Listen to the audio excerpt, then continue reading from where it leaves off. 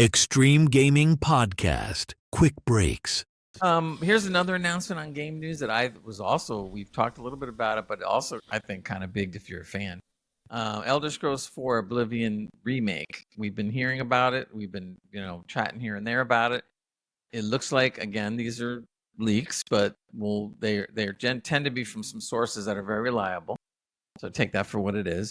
They said that they expect the announcement to come as early as March or April, maybe this month, next month. And they're also talking about that the remake of Oblivion will happen in the summertime, but it could be any time between April and June. We don't know. People are more thinking it's going to be towards June. But I'm really anxiously looking at this because I never played Oblivion. I went right to Skyrim. I didn't even know what Elder Scrolls was until I started. Haven't played either, Skyrim. by the way. But it's been so many years, and I keep hearing people talking about Oblivion. But I've looked at it. I'm going like, I'm not playing all the janky old graphics. It's horrible. Oh, you old fart, man! But it's horrible, man. You can't do it. Once you play Skyrim, you grew up during this. This should be nostalgic for you. This should give you a bone of this stuff. It wasn't nostalgic because I never played it. I played it from Skyrim. That's what This should be perfect for you because Oblivion is the best game they've ever made, and if they make it so that it's modern and it's got great graphics, then you'll play it, and hopefully it'll be great. That's what I'm hoping for, and that's why I was saying when I heard about remake of Witcher 1 and 2 that would be great because I never played 1 and 2, so I'm sitting there going like, wow, that'd be like all new to me. So we'll see. Anyway, I do worry though. Sorry, I do worry that they're going to do what they did after Oblivion with Skyrim, is they just water all the systems down and things and make it a bit more kind of like streamlined and simple. Why would you do that? Yeah, I would think, but they're not really. They keep on throwing the words around: remake, remastered. It gets confusing. This, from what I'm reading, though, they said it's going to be somewhere halfway. In other words, they're going to remake some stuff that making the graphics better, but they're actually going to try to add some things as well and make it be a little more special. They said that Oblivion that will be made in Unreal Engine 5. So now we know that there's going to be a certain amount of quality that's going to be expected of it if you're messing with Unreal 5. And they're saying they're going to be using supposedly all the cutting edge features, nanite virtualized geometry, lumen global illumination.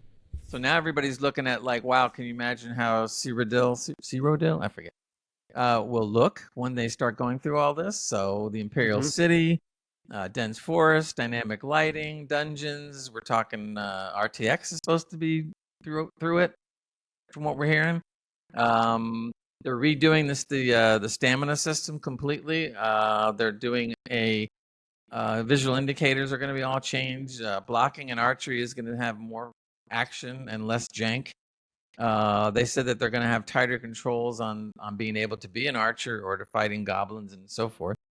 Dialogue and voice acting enhancements are not confirmed, but they're saying that they believe that there's going to be some partial re-recordings of some of the voice lines as well.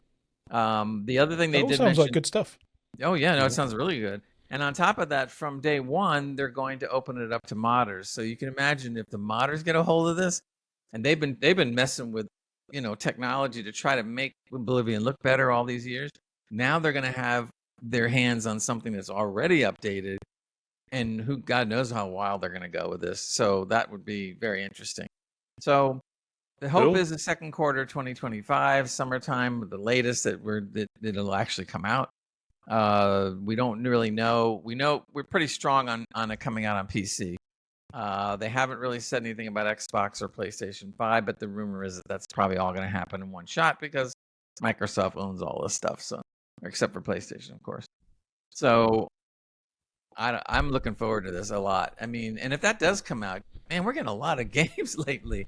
We had nothing for a while. Now we got one thing after another. See, again, I've said it many times before, Gray, the people that complain about them not having anything to play need that Batman animated slap when he gives Robin a bitch slap. That's what I want to do to people. Because I'm like, just look at your feckin' Steam library. If you don't own a PC and you own a console, look at the Game Pass library you've got there. You've got games. They're just maybe not ones that you're super excited for, but you're still enjoying playing.